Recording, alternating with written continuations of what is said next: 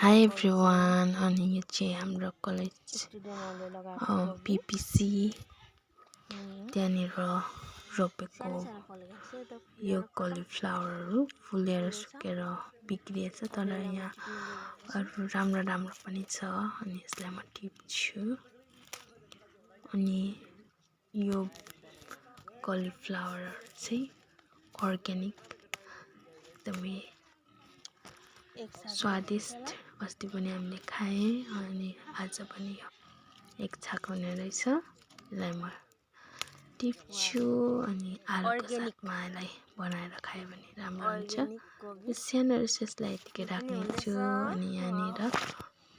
cabbage पनि तयार हुँदैछ काँचै खानु मजा आउँछ